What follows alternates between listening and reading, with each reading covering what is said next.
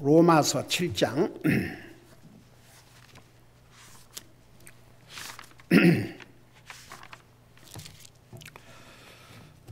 10절, 11절 우리 두 절을 같이 읽겠습니다.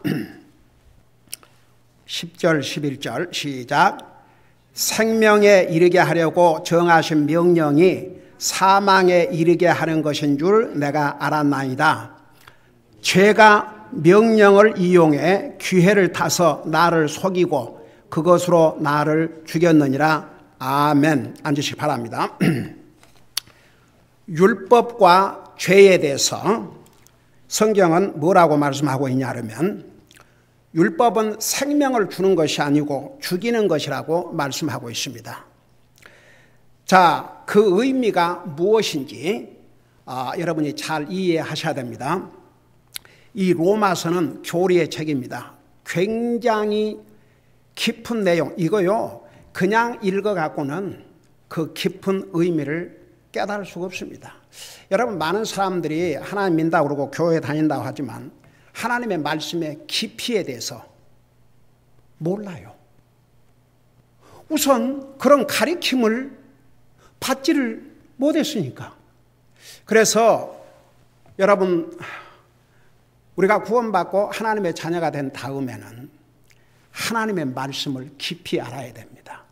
여러분, 잠깐 우리 여기 돌아올 테니까 디모데후서 2장 15절을 보시기 바랍니다. 저는 제가 구원받고 나서 이제 미국 교회를 다니니까 항상 이제 미국 영어 성경을 사용을 했죠. 우리가 가지고 있는 킹제임스 버전 영어 성경을 가지고 있었는데, 하루는 목사님이 왜 우리가 구원받은 하나님의 자녀로서 하나님의 말씀을 깊이 알아야 되는가? 그게 하나님의 뜻이다.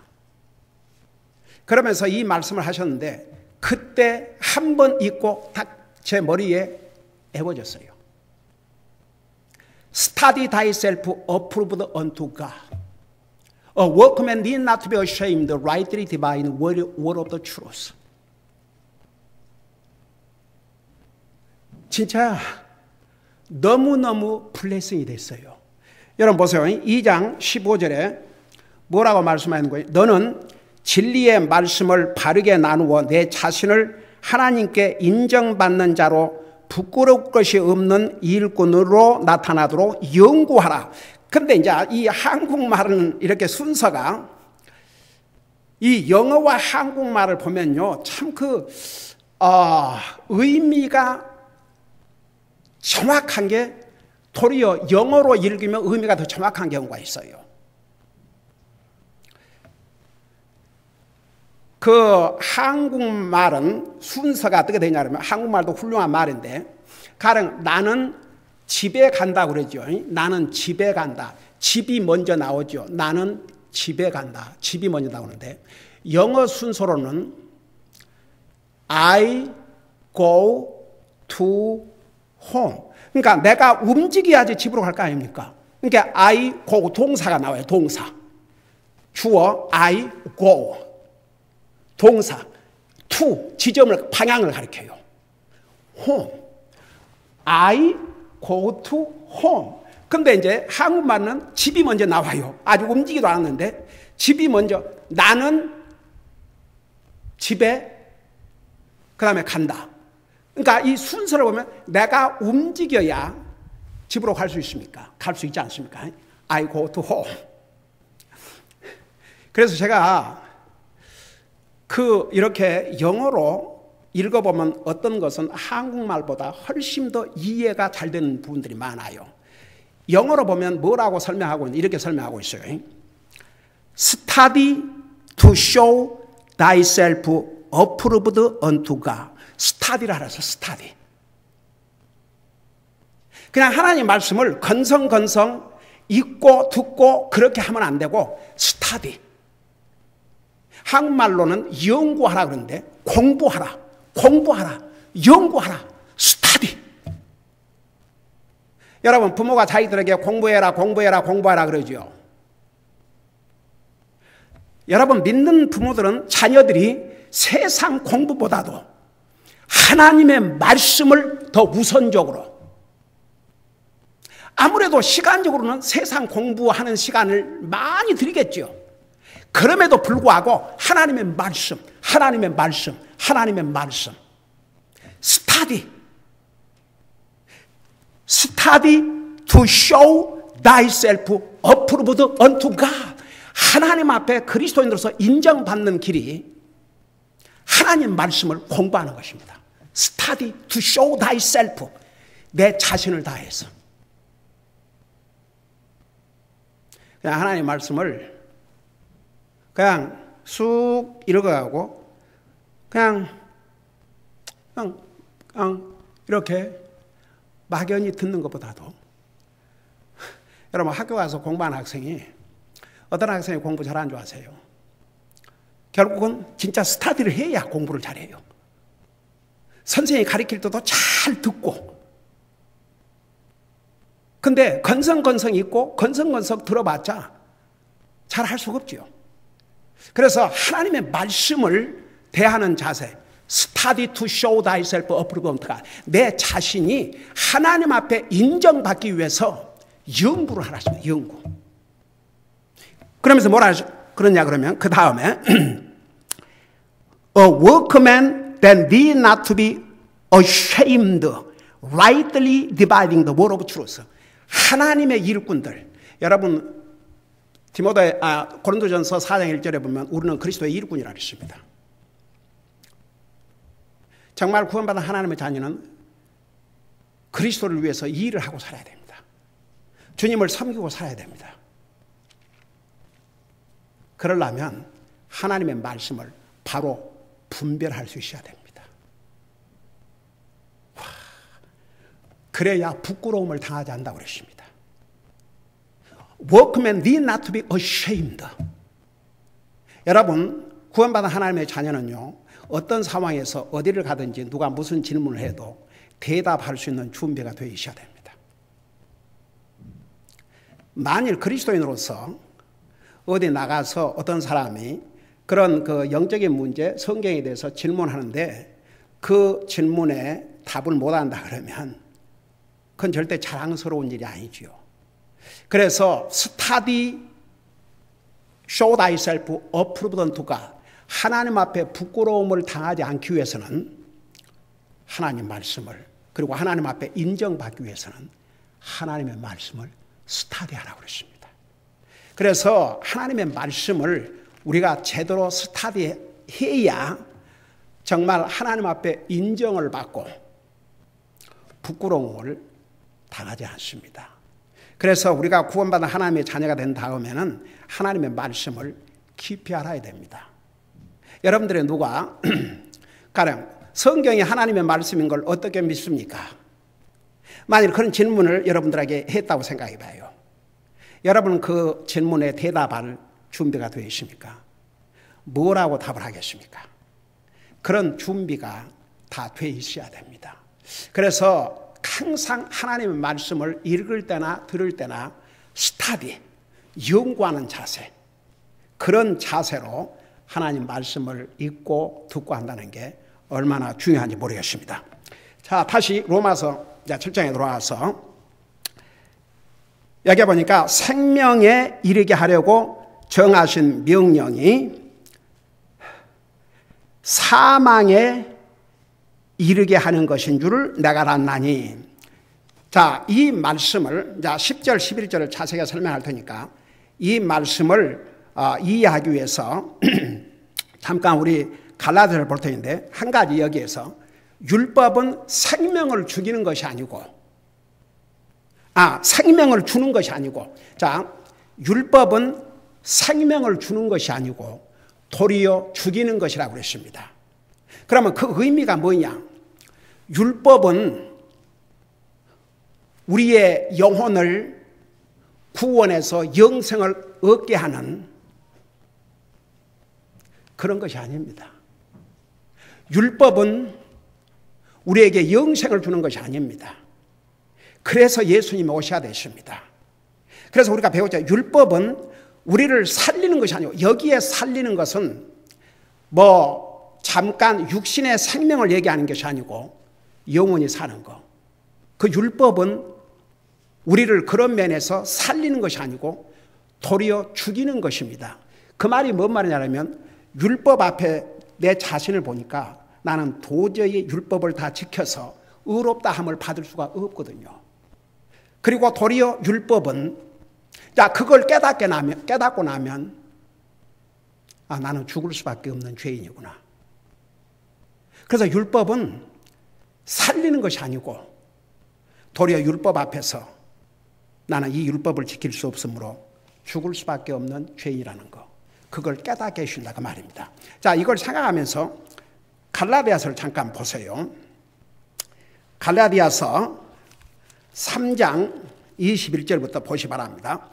왜냐하면 이 갈라디아서와 이 로마서는 많은 특별히 율법적인 면에서 율법과 은혜에 대해서 많은 관련을 가지고 있습니다.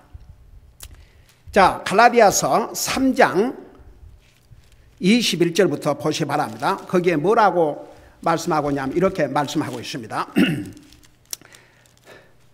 거기 보니까 그러면 율법이 하나님의 약속들에 입에 드느냐? 결코 그럴 수 없느니라. 자, 지난번에 이 부분에 대해서 자세하게 설명했어요. 우리 로마서 공부하면서. 여러분, 하나님의 율법이 하나님의 약속을 거스린 게 아닙니다. 여러분, 우리 예수님께서 이 땅에 오신 이유가 율법을 폐하러 오셨다고 그랬어요? 아니면 무엇 하러 오셨다고 그랬어요? 율법을 완성시키러 오셨다고 그랬어요. 율법을 주신 분이 하나님이십니다. 근데 하나님이 그 율법을 폐하시는 게 아니에요. 하나님께서 그 율법을 완성시키시기 위해서 이 땅에 오셨는데 우리 사람으로서는 완성시킬 수가 없으니까. 그래서 여기에 뭐라는 거 아니? 만일 생명을 줄 수 있는 율법이 주어졌더라면, 그러니까 만일에 율법을 지켜서 우리가 구원받고 영생을 얻을 수 있다면 진실로 의가 율법으로 말미암아 있었으리라. 만일에 율법을 통해서 우리가 구원받고 영생을 얻을 수 있었다 그러면 여기 뭐라 했어요? 의가, 우리가 의롭게 된 거, 우리가 하나님의 자녀가 되고 영생을 얻고 우리가 의로운 자가 된 것이 율법으로 말미암았을 것이라, 이런 뜻이죠. 근데 그게 아니거든요. 그 다음 절을 봐요. 그러나 성경 기록이 모든 것을 죄 아래 가두어뒀으니 이는 주께서 믿는 자들에게 예수 그리스도의 믿음으로 말미암는 약속을 주려 하심이라. 그러니까 이제 율법을 통해서 우리가 영생을 얻는 게 아니고 예수 그리스도를 믿음을 통해서 얻는데, 그러면 왜 율법이 필요하냐?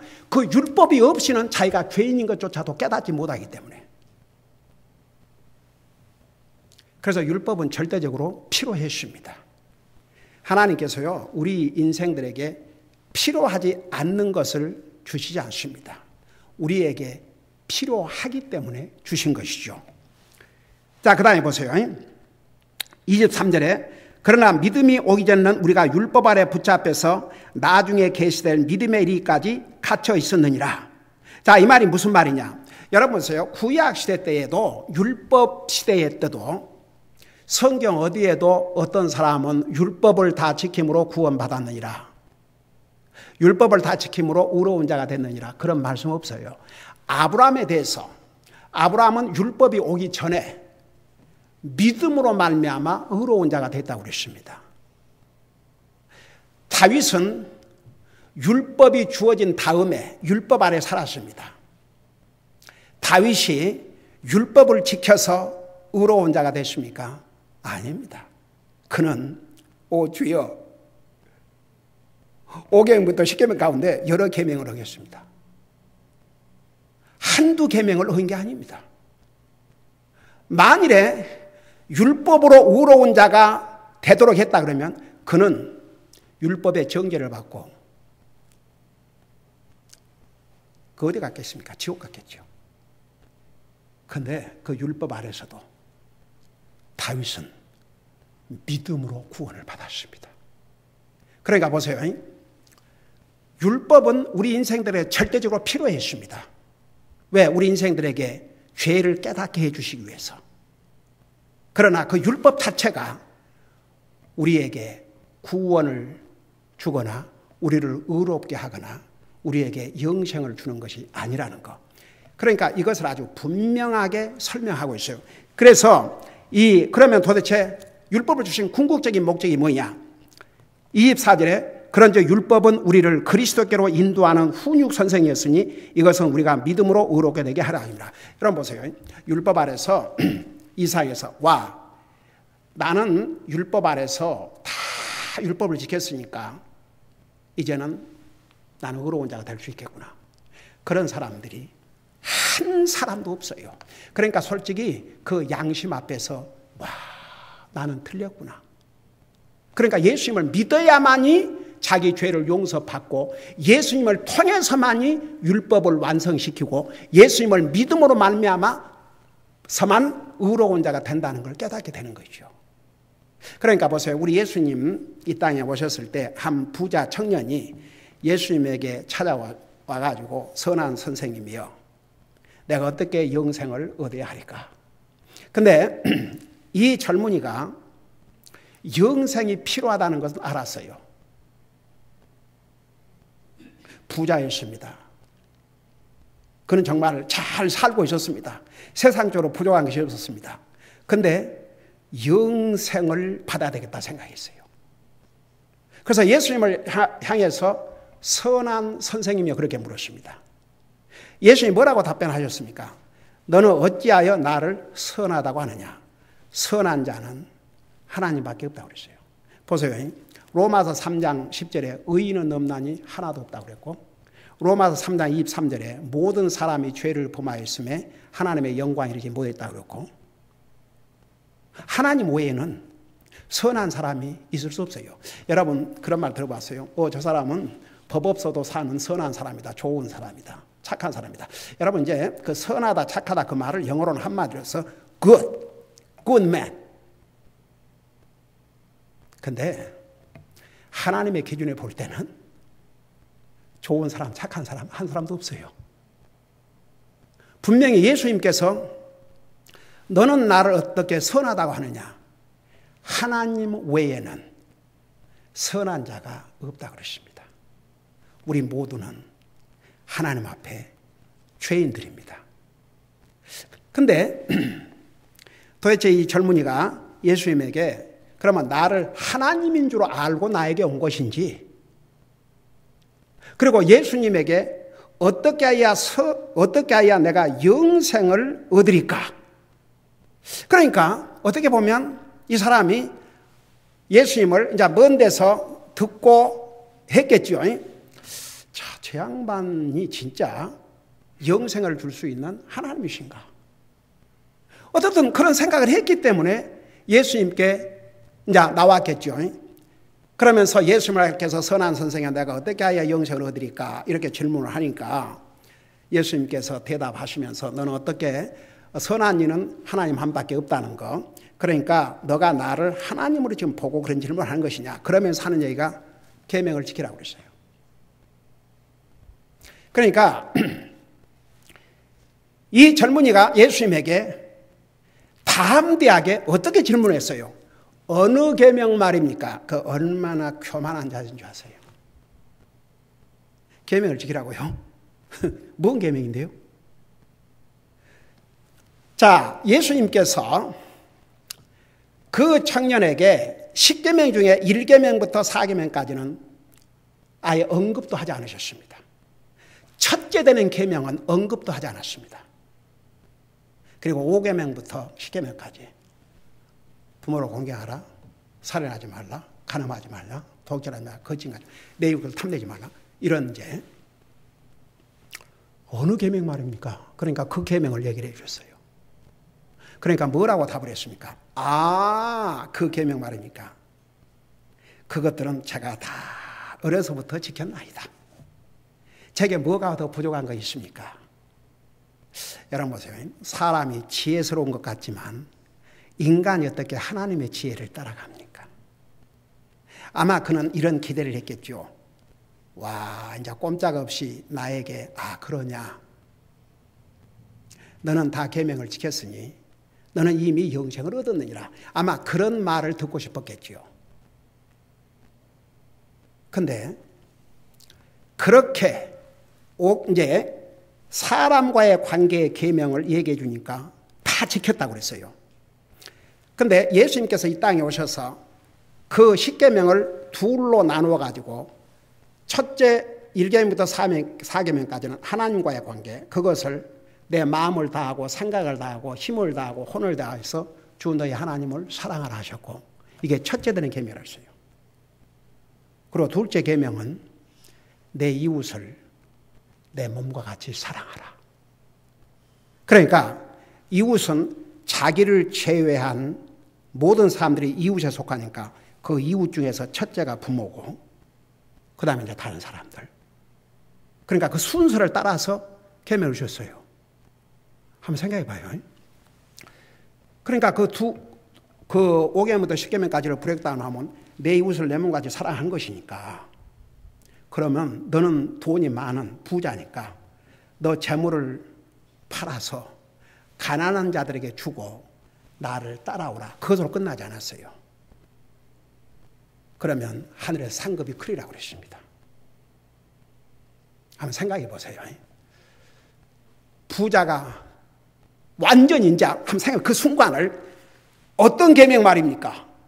그래서 다 이제 그 사람과의 관계의 계명을 얘기를 해 주시니까, 아, 그거요? 저 어려서부터 다 지켰습니다. 그 외에 부족한 게 뭐가 있습니까? 그렇게 나왔잖아요. 근데 그 계명을 하나로 딱 묶어서, 정말 네가 계명을 다 지켰다면 내 이웃을 내 몸과 같이 사랑하는 것이니까 네에게 속한 거 내 이웃에게 줘도 네 것이 내 것이고 내 것이 이렇게 되지 않냐. 그러니까 그 가난한 사람들 주고 나를 따라오라. 그래야 하면 하늘에서 보호가 크리라고 그랬어요. 그 결과를 여러분 잘 알고 있죠. 그는 슬픈 기색을 띠고 떠나갔어요. 근데 만일에 이 청년이 와가지고, 아이고 주님, 그러고 보니 제 생각에는 5계명부터 10계명 다 지킨 줄 알았는데 제 마음을 보니까 나 못 지켰습니다. 하나도 못 지켰습니다. 그러면 이 상황에서 어떻게 해야 제가 영생을 얻으니까? 만일 이렇게 나왔다면 그 인생은 완전히 180도 달라졌을 것입니다. 그러면 예수님이 뭐라 그랬습니까? 나를 믿으라. 나를 믿으라.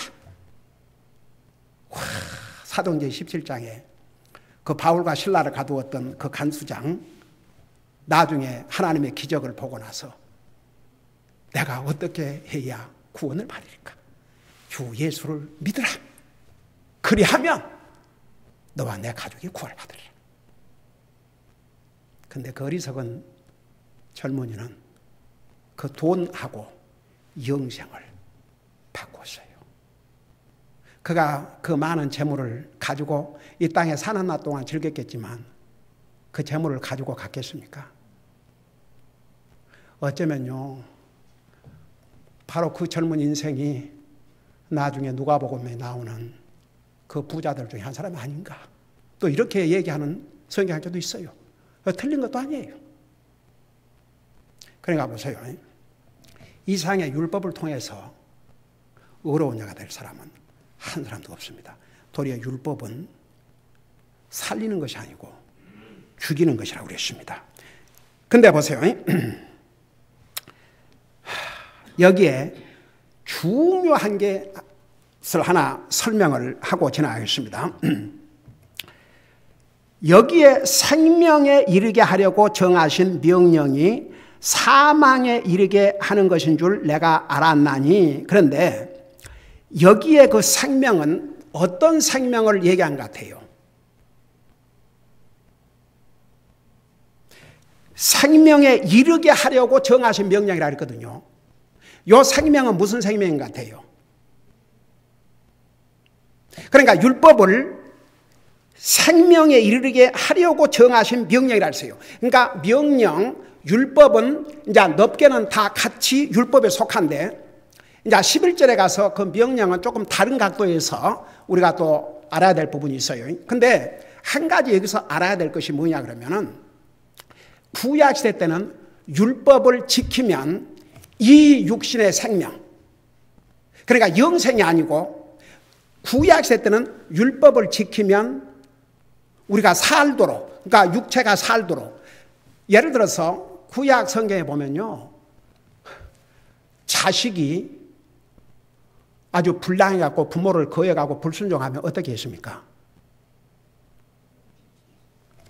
그를 잡아다가 성문으로 데리고 와서 돌로 쳐 죽이게 했습니다. 만일에 부모를 순종했다면 더 살 수 있는데도 그 율법을 어김으로 죽임을 당했어요. 이해가 되세요? 그러니까 구약시대 때는 율법을 지키면 이 육신의 생명을 연장시킬 수 있었습니다. 근데 구약시대 때 율법을 어기면 죽임을 당했어요. 가령 구약시대 때 안식일을 범하면 돌로 쳐 죽이라고 그랬습니다. 그 율법을 지키면 돌로 쳐 죽임을 받을 필요가 없지요. 그래서 이제 구약시대 율법은 이 육신의 생명, 그러니까 여기에서 생명에 이르게 하려고 정하신 명령은 육체의 생명을 가리켰어요. 우리의 영생이 아니고 영원한 생명은 율법이나 명령을 통해서 받을 수가 없습니다. 자, 이걸 생각하면서 우리 한 군데만 보십시다. 우리 신명기 8장 1절을 보세요. 신명기 8장 1절. 신명기 8장 1절입니다. 우리 킹제임스 버전으로 297페이지.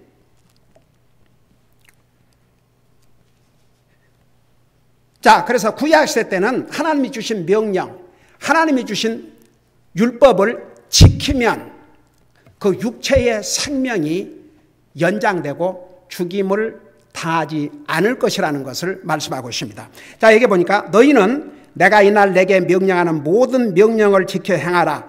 그리하면 너희가 살고 그랬어요. 그러니까 하나님이 주신 명령과 율법을 지키면 너희가 살고, 이 사는 건 영생을 가리키는 게 아니고 이 땅에 사는 육체의 삶. 살고 그 다음에 뭐라 했습니까? 번성하며 주께서 너희 조상들에게 맹세하신 땅에 들어가 그것을 소유하리라. 그러니까 구약시대 때는 율법을 지키면 보세요. 육신적으로 잘 살고 오래 살고 그리고 자기가 소유할 것을 소유하면서 그렇게 살게 하기 위해서 율법을 주시고 명령을 주셨다고 말입니다. 그건 육체의 생명을 가리켰어요. 그러니까 로마서 그 7장에 그 명령을 이제 살게 하려고 생명에 이르게 하려 정하신 명령이 사망에 이르게 하는 것인 줄 내가 알았나니, 그 뒷부분은 내가 알았다고 그랬어요. 결국은 율법을 지키지 못한 사람들, 구약시대 때는 육체의 죽음도 당했고, 그 다음에 보세요. 율법은 우리를 살리신 게 아니고 율법은 너가 이 율법도 어기고 이 율법도 어기고 이 율법도 어기고 우리를 정죄해요. 그래서 죄를 범하게 된 거죠. 죄의 값은 죽음이라고 했습니다. 율법은 우리에게 죄를 깨닫게 해주고 결국 그 죄는 우리를 죽게 하는 것을 깨달았다는 얘기죠. 그래서 죄와 율법, 율법과 죄, 율법과 그 다음에 의로움, 율법이 왜 지금도 우리에게 무슨 상관이 있는가, 이런 것들을 자세하게 설명해주고 있는 것이 또 로마서 7장에 옵시다. 기도하겠습니다. 사랑의 아버지 하나님, 구약시대 때는 율법을 지키면 그 육체의 생명을 살게 해주셨습니다. 그러나 영생을 주지 못했고 도리어 율법은 우리가 죄인이라는 것을 깨닫게 해 주심으로 주님 앞에 돌아오고, 주님 없이는 우리 홀로는 율법을 지킬 수 없고 구원받을 수 없음을 깨닫게 하기 위해서 율법을 주셨음을 우리가 배우고 있습니다. 계속 이 로마서를 공부하면서 우리의 믿음이 하나님 말씀 위에 굳건히 세워지게 하여 주시옵시고, 항상 하나님의 말씀을 연구하고 스터디하는 자세로, 그래서 하나님 앞에 부끄러움이 없는 일꾼으로, 그리고 하나님 앞에 인정받는 그런 그리스도의 삶을 살게 하여 주시옵소서. 감사합니다. 사랑합니다. 예수님의 이름으로 감사 기도하옵나이다. 아멘.